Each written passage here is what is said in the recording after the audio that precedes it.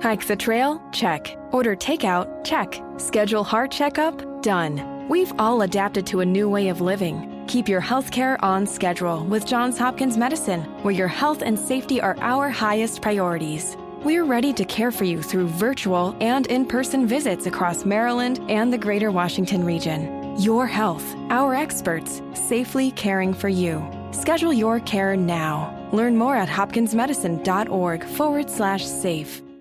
Hike the trail? Check. Order takeout? Check. Schedule heart checkup? Done. We've all adapted to a new way of living. Keep your healthcare on schedule with Johns Hopkins Medicine, where your health and safety are our highest priorities. We're ready to care for you through virtual and in-person visits across Maryland and the greater Washington region. Your health, our experts, safely caring for you. Schedule your care now. Learn more at hopkinsmedicine.org/safe.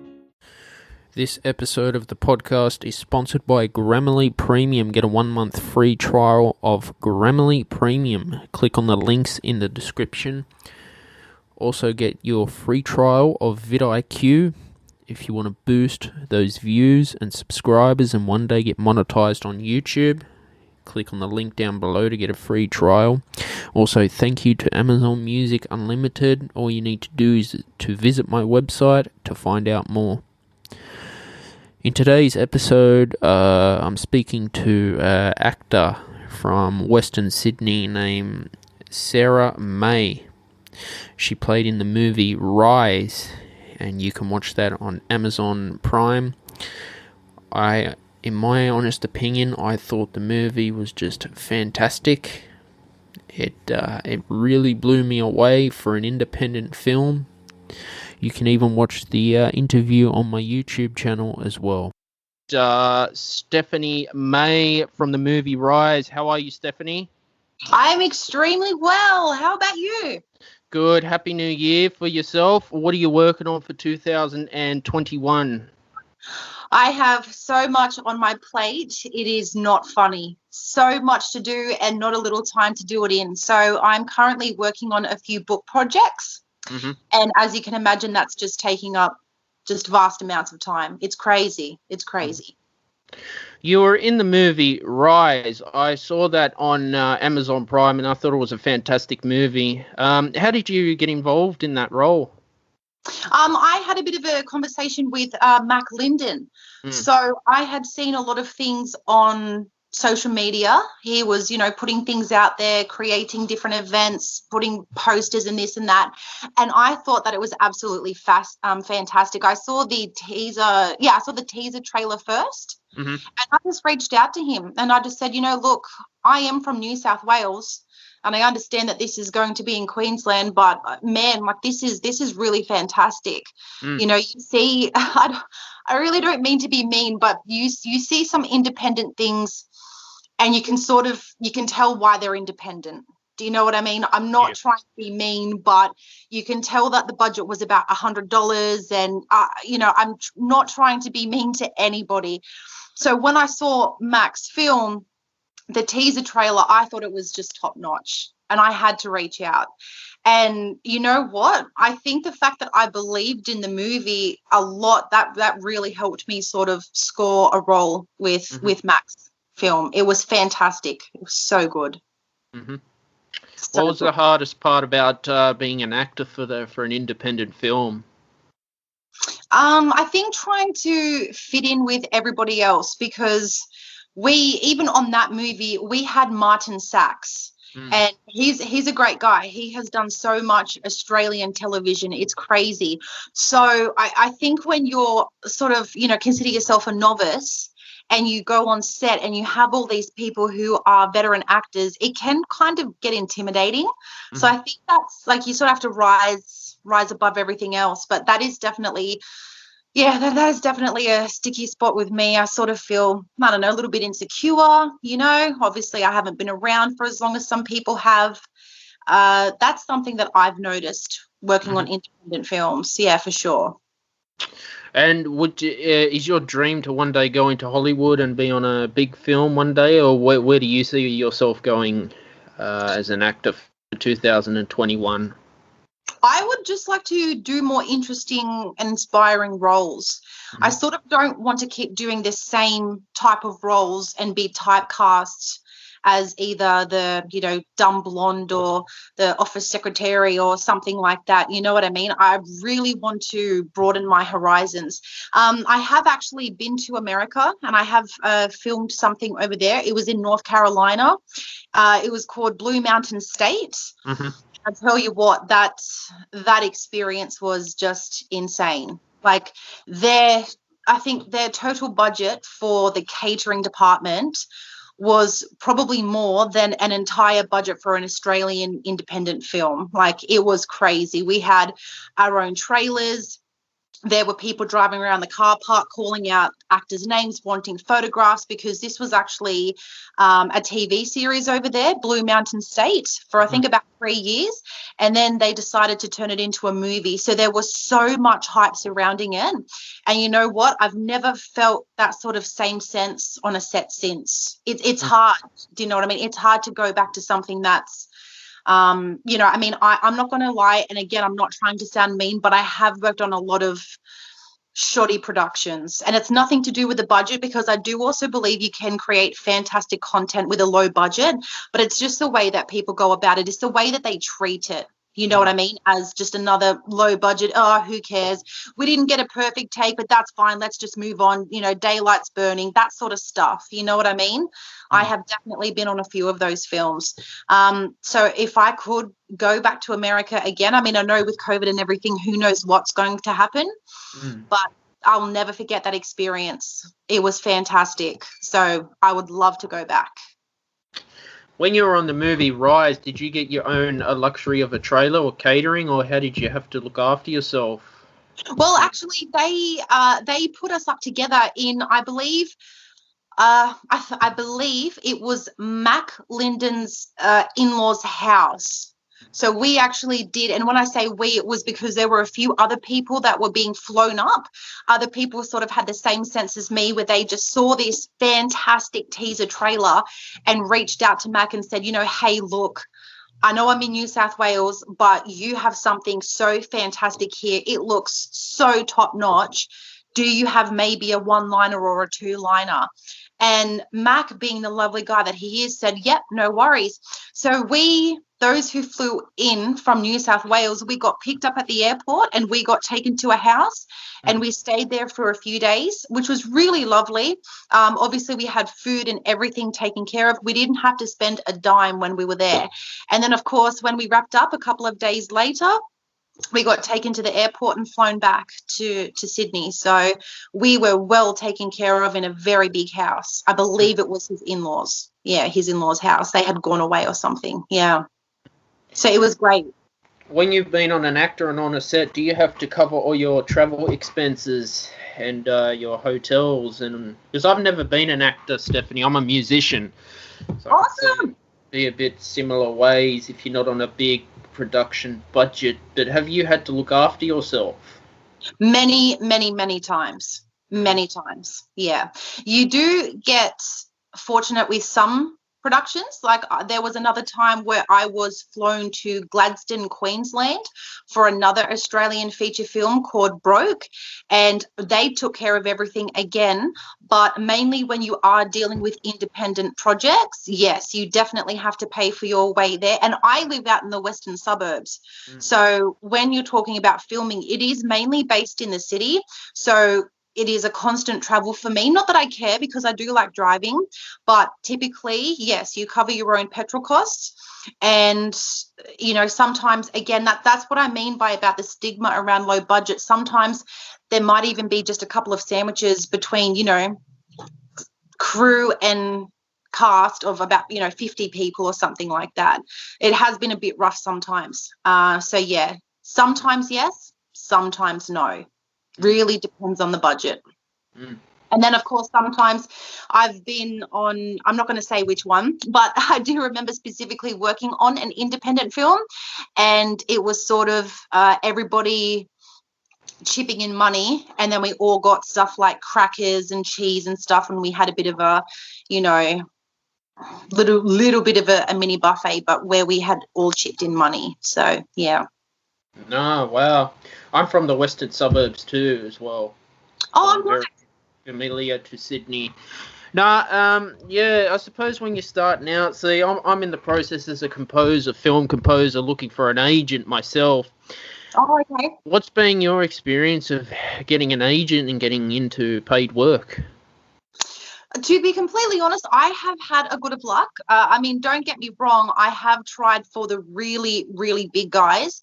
I haven't necessarily been fortunate, but in saying that, with the agents that I have had, I have secured jobs. I have secured work, and there was a time where I used to get a lot of auditions actually. So I will admit I have stepped back a little bit from that to focus on my writing, but.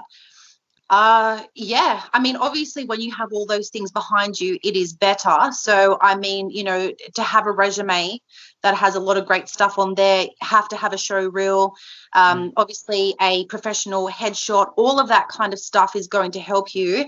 But realistically, there shouldn't be too much trouble in people trying to find an agent for acting, especially extras work, extras work. I mean, anybody can become an extra. There's no problem about that. And that's how you work your way up, sort of thing as well. There was a feature film that I was involved in called Panic at Rock Island. And there were hundreds of extras. I mean, hundreds, because we were doing a concert day. So, I mean, everywhere you looked, there were just extras wandering around. And I actually got bumped up a role to become a featured extra. So I made I don't know why, but the director, Tony Tills, he picked me out and he said, you come up the front. So I made my way through everybody and everyone's, staring at me. And I got upgraded. So I got fully featured in the film, no speaking part, but that's what a featured extra is. So not actual speaking, but shown. Definitely, it's me. My name's in the credits. You get paid extra, of course, as well if you get upgraded, and that's how you do it. You never know. I've heard of stories about people being an extra. Next minute, they've got a speaking role beside the main actor or whatever. It does happen.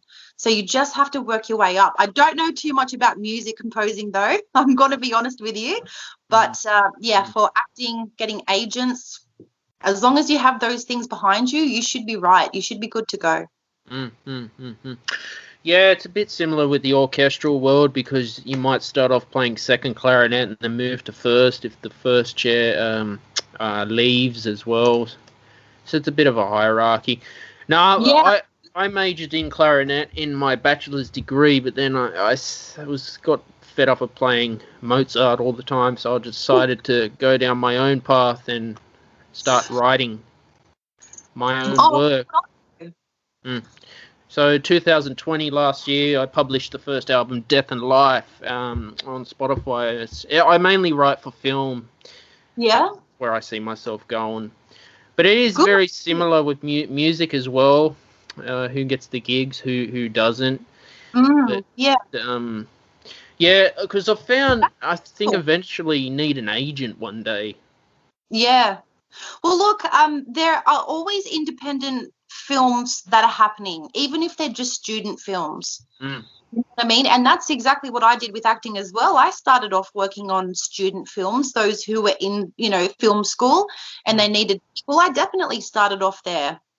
Fast forward a few years later, I'm flying over to America to star in a film. Like it just, I would say, work your way up, honestly.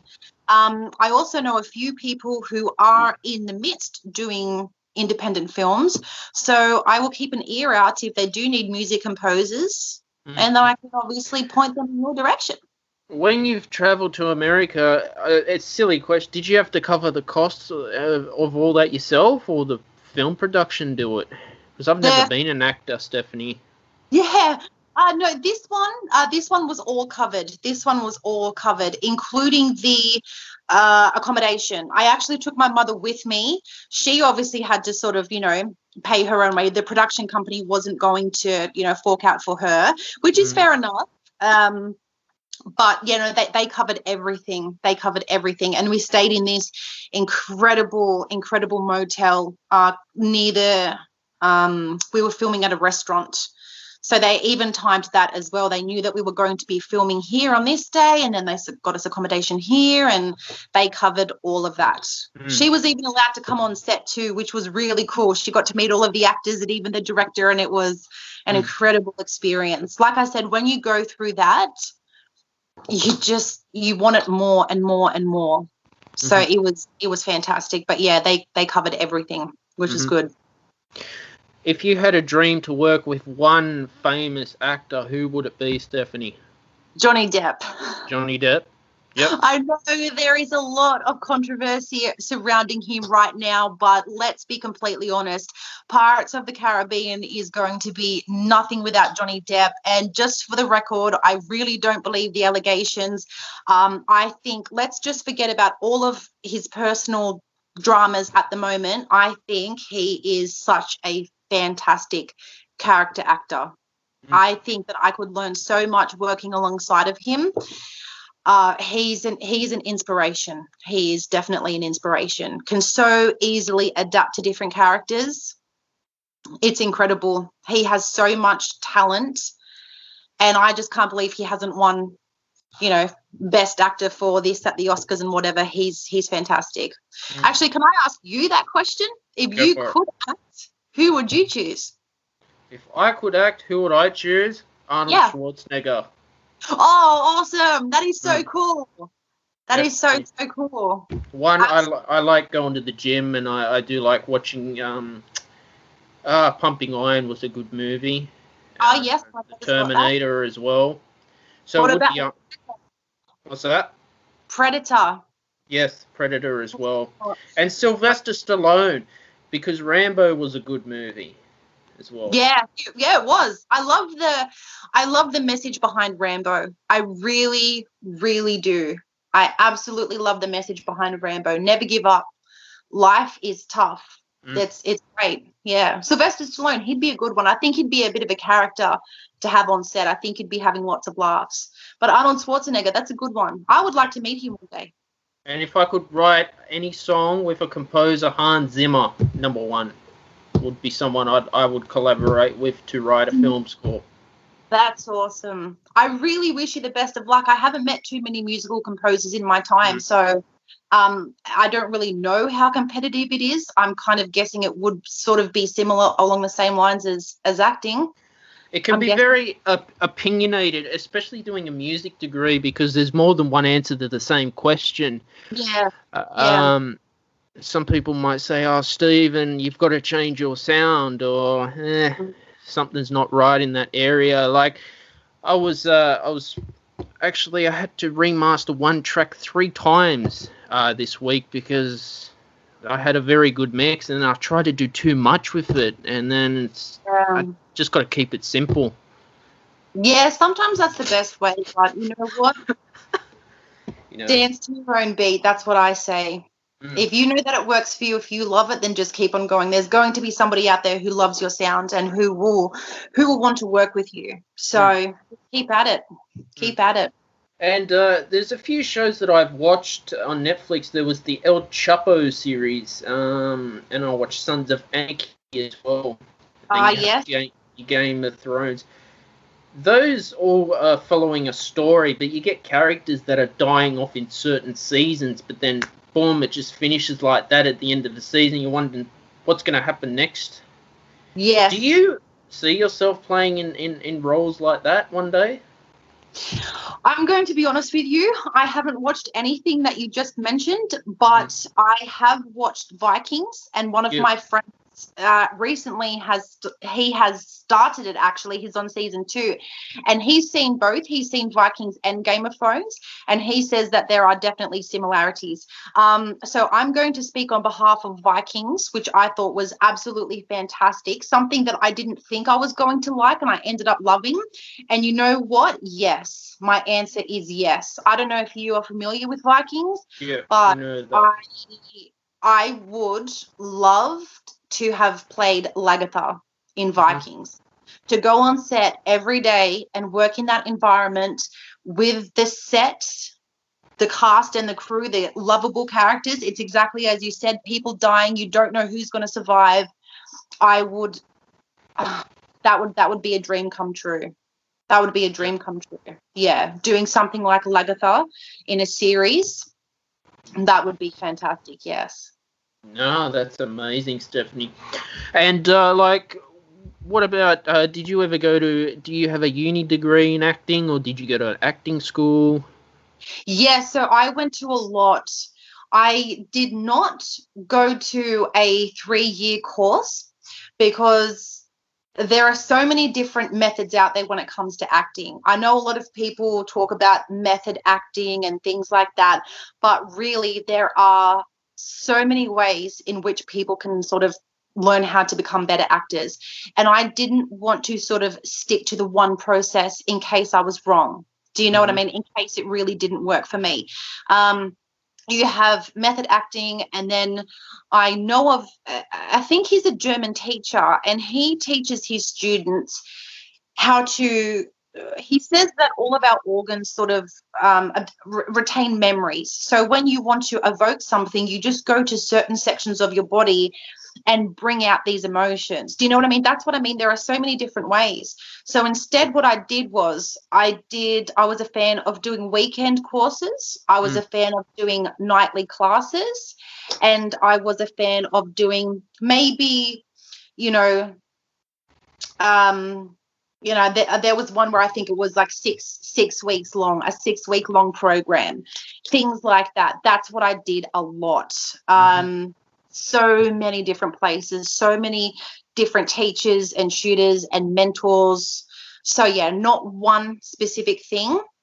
And then of course I did master classes where you are the observer. So Larry Moss, he is a very famous teacher over in America. He's taught Leonardo DiCaprio, Hilary Swank, and things like that. And he would come out and do these master classes where he would, I think it was maybe 12 students, and he would have them on stage, and he would go through his process of how to, draw out emotion and things like that. And you could buy tickets to be in the audience and watch the whole process. And that's what I have also done with quite a few teachers that have been flown over from America. So, I mean, I wouldn't even like to take a venture as to just how many different programs and stuff that I've actually done. I've been taught everywhere, I would dare say. It's crazy. Wow.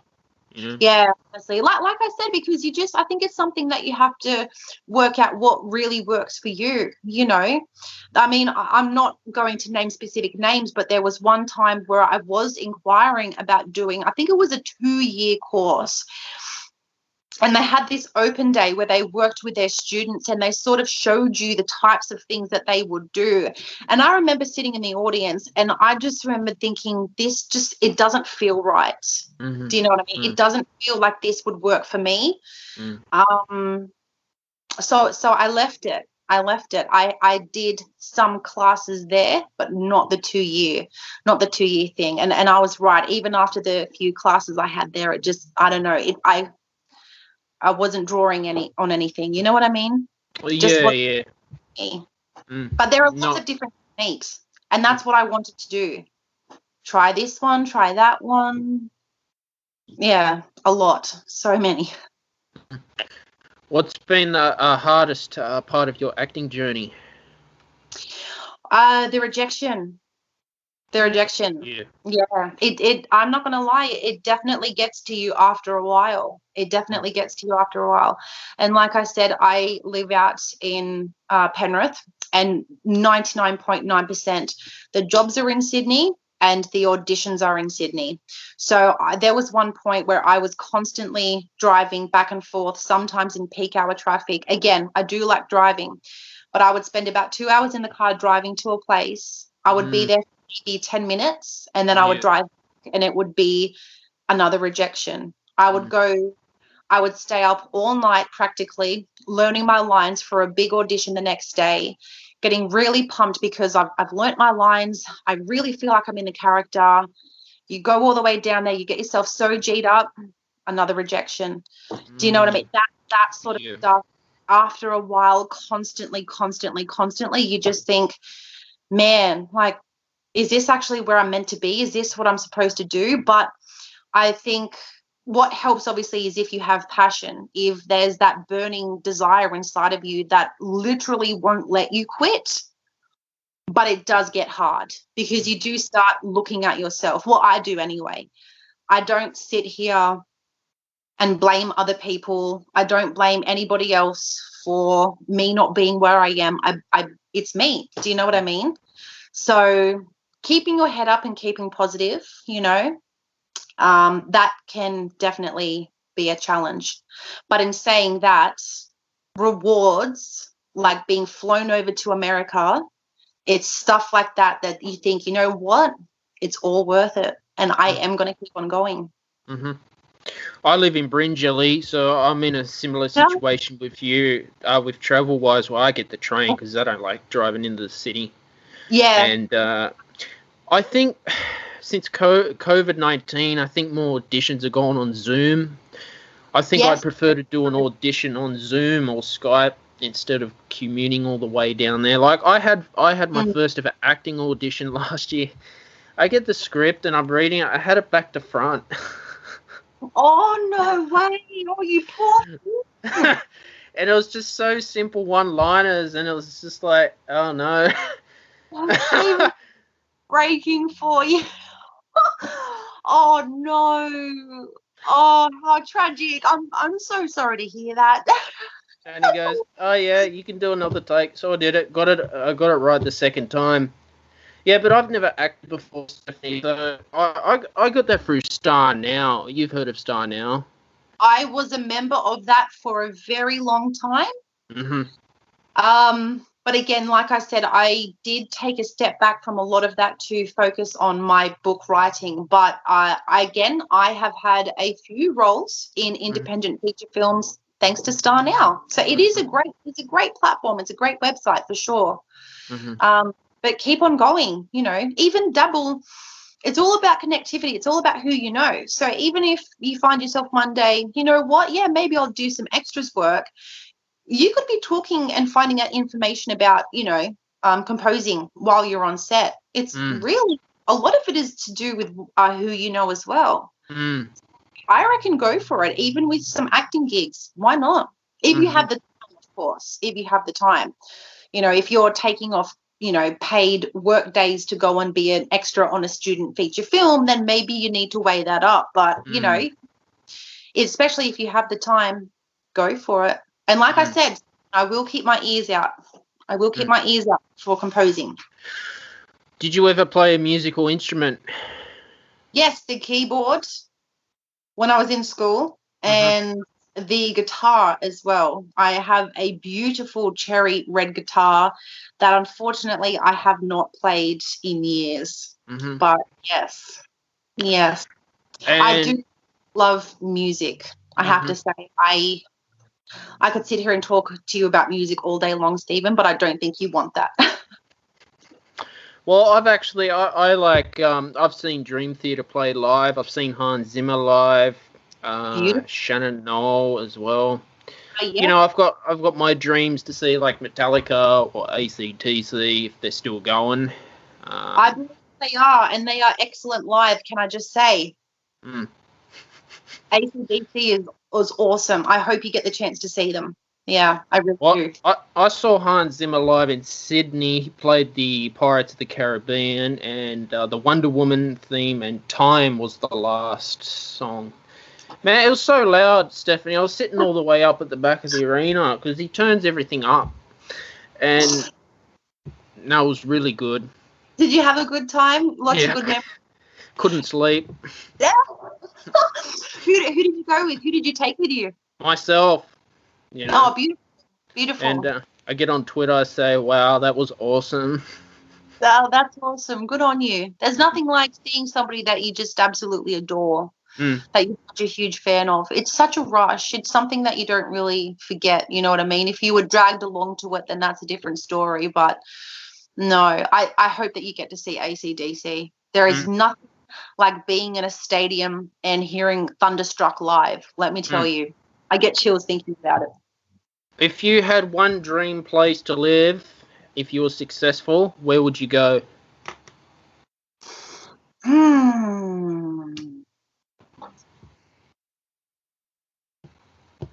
That is a really interesting question. Mm. In my heart, I am not a city girl. Mm-hmm. I wouldn't choose a city. I would probably, you know what? I'm thinking maybe the Blue Mountains. I don't need anywhere fancy or anything like that. Not even overseas, because Australia is my home. All of my friends and my family are here, so I'm not going to say anything like Los Angeles or New York. You know what? I'm a pretty simple person, so. Well, So LA and Beverly Hills is like the dream for all the actors to go and live in Beverly Hills. I know it is. I've heard lots of comments. See, the funny thing is, can't remember if I said it before, but when I went over to America to film, it was actually North Carolina. So it wasn't New York or Los Angeles or, San Diego or anything. It was North Carolina. So completely different from somewhere like New York. And you know what? Yeah, I'm going to say the Blue Mountains, somewhere up there where I can overlook the valleys and it's just peace and quiet, surrounded by nature. It does get a little bit chilly there, but you know what? Yeah, let's go with the Blue Mountains. If you could organise that, that'd be great. Me, it would be a house facing the beach, probably down in the South Coast. Oh, yeah? Yeah, I've got a few friends that live down there. Whereabouts? Anywhere in particular? Oh, like Stanwell Park or Wollongong? Just a house. I am familiar with Wollongong. One of my bestest friends, he lives in Wollongong, and you know what? That's a good choice, actually. Wollongong is beautiful. Even Kiama, yeah, it's beautiful. Beautiful area. Because I've been to LA, Stephanie, I've been in Beverly Hills. It's just a weird place. You got all the... Yeah. You there? Yeah. Yeah. Sorry, I was just going to say, the people who I know who have gone there, they haven't enjoyed it. No. So what is it? Why do you think that there's so much hype, but when people go there, they're really disappointed? Do you think it is because of the hype and they're expecting something so glamorous and fantastic? Yeah. And when they get there, was that your experience? Yeah, because I went to Hollywood and I found you got all these $1 million mansions, and then 5 minutes down the road you got all homeless people, and you got Beverly Hills where everything's just so overpriced. I think people are paying like $20,000 for a pair of Nike sneakers. Oh my god! Oh my god! If they're made in China, I don't know, and I just. Yeah. Let's be honest, probably. Probably. But you know what? That is the same sort of thing that I have heard as well. People going there, and it's I think somebody actually used the term dump. It was a bit of a dump, is what they said. But like I said, I've never actually been there, so not yet. Anyway, there's still time. But that's just my view of it, Stephanie. Would I live in LA if I made it? No, I wouldn't. Yeah. I'd go to Canada. Oh, you know what? That again, another place that I haven't been, but I would very, very much love to go to Canada. There was even one point where my roommate and I were planning on going to Canada, but it never panned out, unfortunately. But I reckon that would be beautiful. Hey, so many lovely sceneries over there. Jealous. Yeah, I'd love to go in the middle of winter. That's when Would you? Yeah, I like winter better. Do you? Yeah. You're exactly like my mother. I really struggle, but each to their own. You say that, and then when it comes time for summer, you're complaining about summer, and then when it's winter, it's, you know what I mean? I don't know. Let's go spring. Can we go spring or autumn? Yeah, autumn would get cold in Calgary. It would. Yeah. I once got excited about going all the way to the Northern Territory because I went in the wet season, and I was like, yeah, this is going to be awesome. 4.5 hour flight. I'm going to see Australia. It was so hot. Felt like 50 degrees, and I've been out in Lynchfield National Park in the middle of nowhere. Oh my god! What did you think of the territory, though? Like, of itself? It's a very interesting place. It is, isn't it? I loved it. I absolutely loved it. The whole Central Outback Australia. It's fantastic, but I wouldn't go in the wet season though. My mistake. My mistake. You know. You'll know for next time, Stephen. Don't worry. You'll know for next time. I remember drinking a can of beer and it was just all dripping and everything like that. Oh. Who did you go with? I went on a top deck tour. No way. We went on a top deck tour too. Mm-hmm. That's absolutely crazy. Top deck was amazing. You didn't have Callum as a guide, did you? No, I had Shorty Dwyer as a guide. Okay. We had a guy called Callum. Aussiest bloke you'll ever meet, but it was the best time of our lives. When did you go? I went February 2019 for about 10 days in the middle of the wet season. I went. God, now you've got. When did we do? You know what? I can't actually remember. Did you go anywhere else apart from the NT? Just a bit. Lynchfield, Kakadu National Park as well. Yeah. Nice. You feel like you're in the middle of nowhere. You are. It's great, isn't it? I loved it. Yeah, I remember staying in the actual hotels were really good, but there was no TV or no reception. Oh wow. See, some people would get absolutely freaked out about that, but I think it's a good chance to reset. You know what I mean? Just get off the electronics, enjoy nature, just reset. I don't know. Were you freaking out? Not really. I needed a week off. Good. I'm glad. Yeah. I'm glad. There are some people that I know would absolutely just say, no, get me out of here. Everyone needs time. Stephanie May, it was a great show with you today. Where can people find you on social media? What are you doing as well? So people can find me, where am I? Let me think. I'm on Facebook. I'm on Twitter, although I am not active. I'm on Instagram, and I also have a website as well. So again, as I said, I don't want people to be disappointed, but I have no sort of news regarding films or even TV or anything like that. I have been focusing heavily on my writing. So that's what people can expect from me. If they still want to sort of follow me on that journey as well, then that would be fantastic. But yeah, check it out. Even if you just type in Stephanie May in Google, it should come up with my website and everything like that. And you can find out the latest info. Sweet. Thank you for listening to today's episode of the podcast with Stephanie May from the movie Rise. It was a really good episode. Thank you to the sponsors Grammarly Premium, vidIQ, and Amazon Music. And I thought to end today's show off, I'm going to play you a track that's going to be on my new album, or my latest single called Apocalypse. You can listen to that on Spotify or wherever you get your music streamed.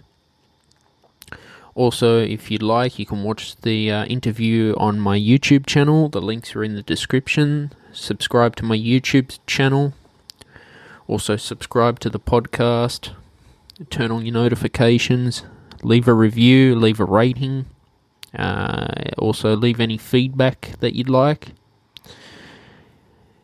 And I hope you enjoy Apocalypse.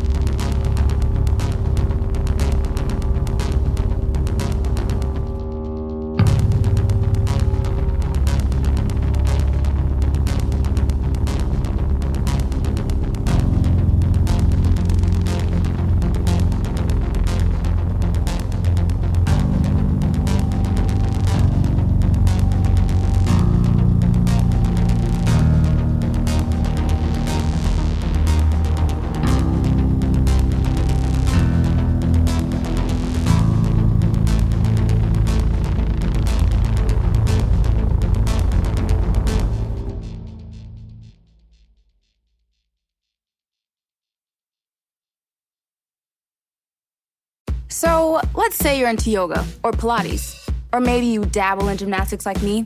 Either way, you know being flexible is key to doing what you love.